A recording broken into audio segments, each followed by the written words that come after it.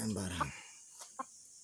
Berarti barang bawah ke 15 bawah di garuh barangnya barang. Wah. Nanti tu. Macam ni barang. Anak gua. Boleh. Nian barang. Ya enak tu. Nian mana? Ji mana kawan tu?